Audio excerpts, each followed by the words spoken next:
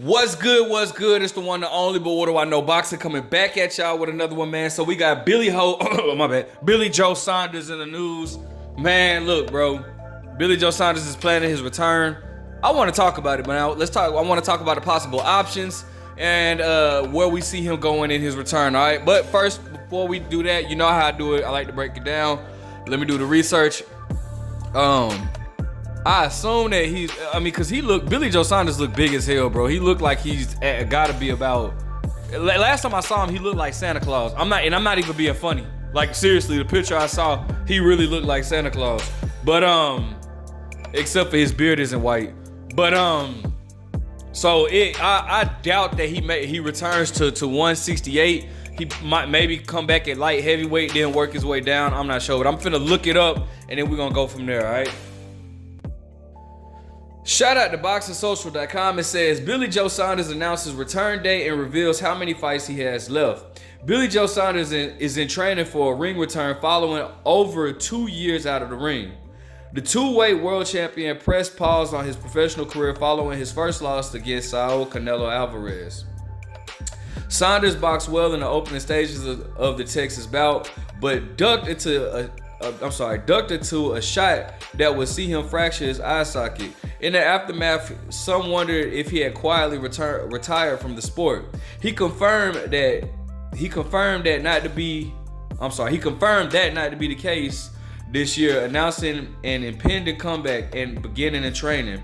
In an interview with William Hill, he said he needed the break.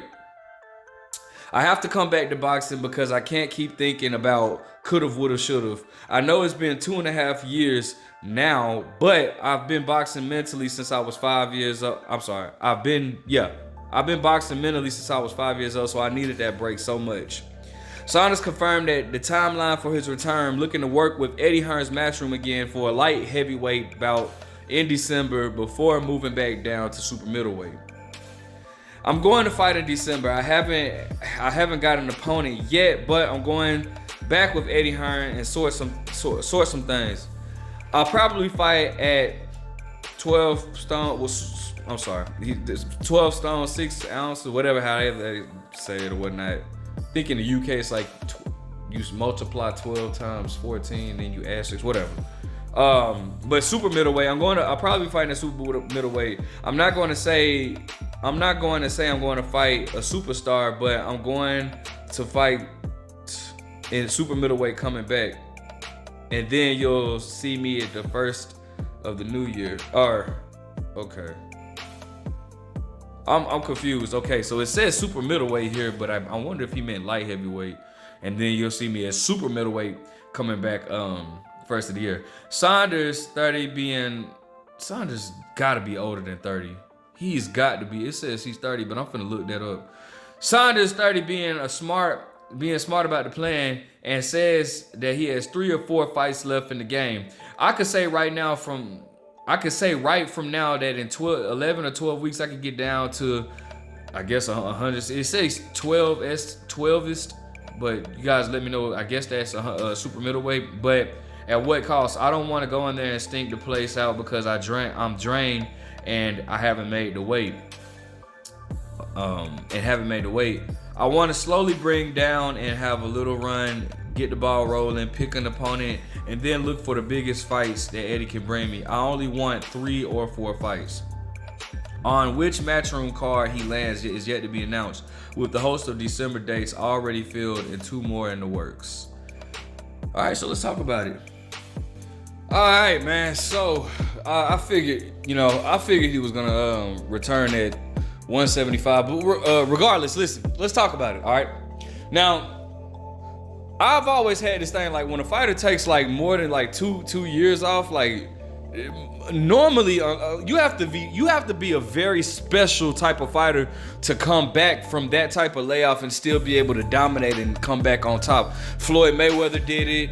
It has been done. Floyd Mayweather did it. Sugar Ray Leonard did it. Actually, on numerous occasions. Actually, I think Sugar Ray Leonard took 3 years off.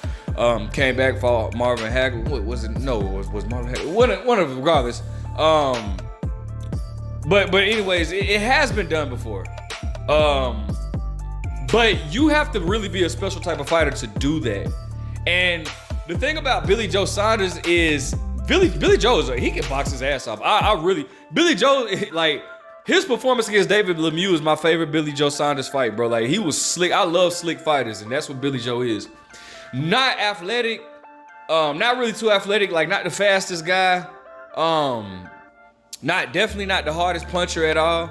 But definitely, you know, Billy Joe is a very good boxer.